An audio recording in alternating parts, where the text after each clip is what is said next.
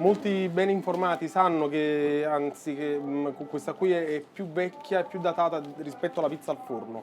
Ed è anche più facile da fare perché la pagnotta è più piccolina, comporta semplici movimenti anche facilmente replicabili, la si farcisce al centro con prodotti freschi di salumeria e la si frigge in pochi secondi in olio.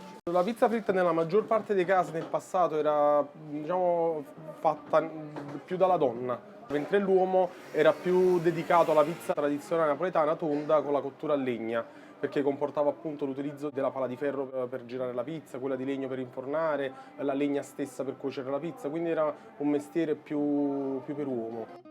Noi ci troviamo nel cuore di Napoli, in questa nota via Tribunali diventata anche famosa in tutto il mondo per essere un'espressione particolare di pizza napoletana. È una pizza che deriva da quella che si piegava un tempo, ma che ancora oggi si piega a libretto o a portafoglio.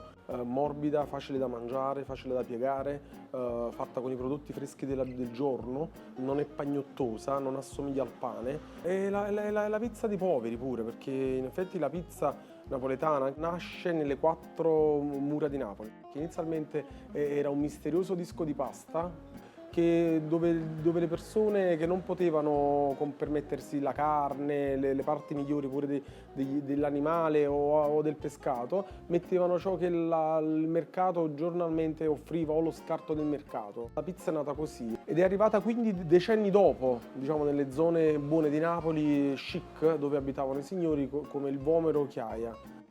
Le più antiche pizzerie si trovavano, per fortuna molte di loro sono ancora rintracciabili proprio nella parte più povera della città.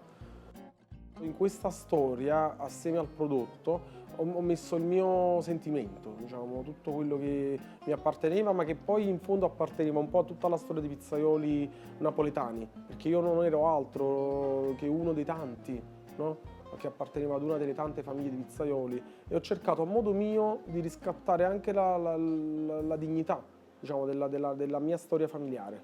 Nel passato c'era lo chef cuoco che aveva un certo prestigio, una certa importanza, e poi c'era anche nello stesso locale, c'era l'angolo ristorante e l'angolo pizzeria e trovavi questo pizzaiolo un po' cupo, un po' chiuso. Lo chef lo vedevi col cappello, con le spalle dritte. Allora io ho cercato di lavorare anche su quello, dicendo, cioè, abbiamo un grande mestiere che riesce anche a sopravvivere in momenti difficili, perché è più facile che si chiuda un ristorante che si chiuda una pizzeria. Cioè, la pizzeria bene o male sopravvive a momenti pure pesanti come le guerre, sai? Perché riesce ad avere sempre quel contatto col popolo, sia come prodotto sia come pure prezzi, che non è da sottovalutare. La pizza non deve seguire la moda, però comunque deve evolversi.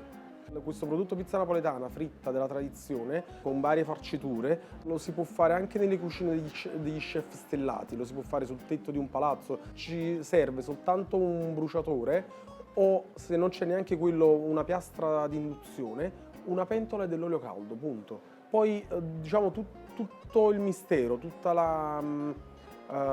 ciò che occorre, la maestria, cioè la sapienza e la maestria per poter preparare, ottenere e offrire un prodotto così straordinario. Sto comunque puntando molto sul rilancio della pizza fritta napoletana, facendola anche in altre città fuori da Napoli. La prossima apertura sarà a New York.